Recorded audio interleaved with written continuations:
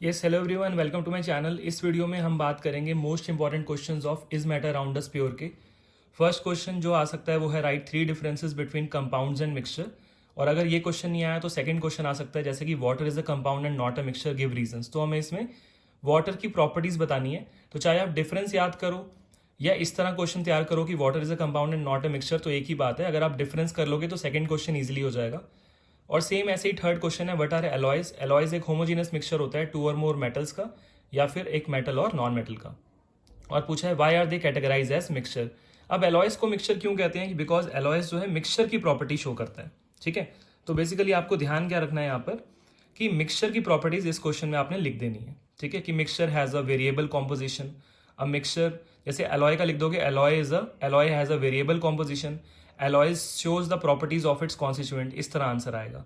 यानी इस क्वेश्चन के आंसर में एलॉयज को हम बताएंगे कि एलॉयज मिक्सचर की प्रॉपर्टी शो करता है। ठीक है, नेक्स्ट है what are metalloids. So metalloids क्या होते हैं? Which shows the properties of both metals and non metals, example boron and silicon. Fifth है name two elements that are liquid at room temperature. तो इसमें हमारे पास मेटल हो जाएगा मरकरी और नॉन मेटल हो जाएगा bromine, which are liquid at room temperature. फिर होमोजीनियस। अब मिक्सचर दो टाइप्स का होता है, होमोजीनियस या हेट्रोजीनियस। होमोजीनियस की कैटेगरी है सॉल्यूशन। फर्स्ट क्वेश्चन, सॉल्यूशन क्या होता है और उसके दो कंपोनेंट्स क्या होते हैं? दो कंपोनेंट्स होते हैं सॉल्यूट एंड सॉल्वेंट। और आपसे पूछ सकते हैं फिर जैसे सॉल्यूट और सॉल्वेंट प्रेजेंट होंगे, टिंचर ऑफ आयोडीन में कौन होगा? तो टिंचर ऑफ आयोडीन में आयोडीन होता है सॉल्यूट और अल्कोहल होता है सॉल्वेंट। एरेक्टेड ड्रिंक्स जैसे कि सोडा वाटर हो गया, तो इसमें क्या होता है? कार्बन डाइऑक्साइड यानी CO2 होगा सॉल्यूट और हमारा जो वाटर है वो हो जाएगा सॉल्वेंट। फिर आपके पास न्यूमेरिकल आ सकता है कॉन्सेंट्रेशन पे फाइंड करने के लिए, calculate the concentration in terms of mass by mass percentage. बहुत सिंपल है ये। 40 ग्राम सॉल्यूट है हमारे पास, इसको हम डिजोल्व कर रहे हैं 320 ग्राम ऑफ वाटर। इन दोनों को प्लस कर देंगे तो सॉल्यूशन का मास आ जाएगा 360 ग्राम। तो यहाँ पे फॉर्मूला क्या बनेगा? कॉन्सेंट्रेशन का फॉर्मूला होता है mass of solute divided by mass of solution into में 100। तो बहुत इजीली डायरेक्ट फॉर्मूला लगा के आंसर आ जाएगा। और उसी तरह सॉल्युबिलिटी के ऊपर एक न्यूमेरिकल है। सॉल्युबिलिटी का ये मतलब होता है कि कितना अमाउंट ऑफ सॉल्यूट डिजोल्व हो सकता है इन 100 ग्राम ऑफ सॉल्वेंट। कितना सॉल्यूट डिजोल्व हो सकता है इन 100 gram of solvent eight a particular temperature, तो उसे बोलते हैं सॉल्युबिलिटी। तो सॉल्युबिलिटी पे न्यूमेरिकल है, ये भी इजीली हो जाएगा। जैसे मान लो यहाँ पे लिखा हुआ है what mass of potassium nitrate would be needed to produce a saturated solution of potassium nitrate in 50 gram of water at this temperature. तो सॉल्युबिलिटी का मतलब मैंने क्या बताया कि 100 की यहाँ पर कितना डिजोल्व हो सकता है इन 100 ग्राम ऑफ सॉल्वेंट। तो 50 ग्राम में जो डिजोल्व हो सकता है वो कितना है? 62 ग्राम। तो 50 ग्राम ऑफ वाटर में अगर 62 ग्राम है तो हम यहाँ पे 100 ग्राम ऑफ वाटर में निकाल लेंगे और वो उसकी सॉल्युबिलिटी आ जाएगी। इस तरह कैलकुलेट करेंगे सॉल्युबिलिटी। नेक्स्ट है what do you mean by saturated solution. तो एक ऐसा सॉल्यूशन जिसमें कोई भी और सॉल्यूट ऐड नहीं हो सकता, जो जितना सॉल्यूट आना चाहिए था उतना कंप्लीटली आ सकता है, तो वो क्या होता है? Saturated solution.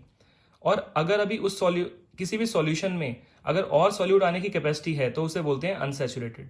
यानी मेरे पास दो सॉल्यूशन है, एक सॉल्यूशन में कोई भी सॉल्यूट ऐड नहीं हो सकता, मतलब मैक्सिमम सॉल्यूट उसमें ऑलरेडी प्रेजेंट है, तो वो होगा सैचुरेटेड।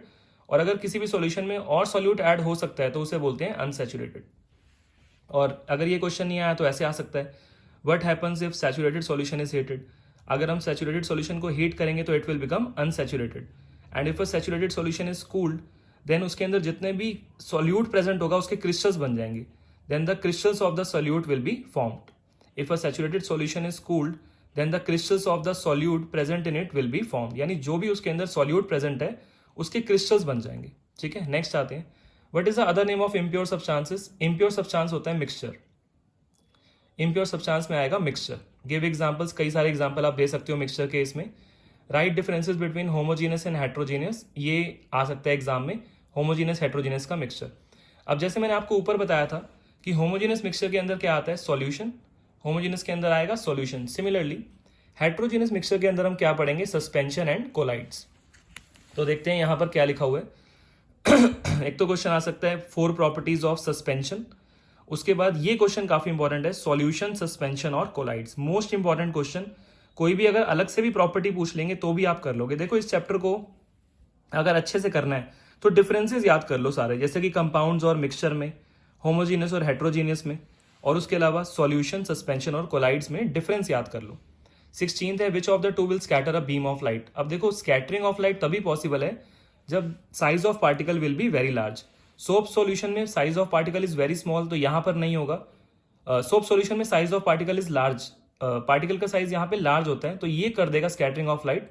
बट शुगर सॉल्यूशन में साइज ऑफ पार्टिकल स्मॉल होता है, यहाँ पे स्कैटरिंग पॉसिबल नहीं है। तो इसका आंसर क्या होगा? Soap solution, because it is a collide.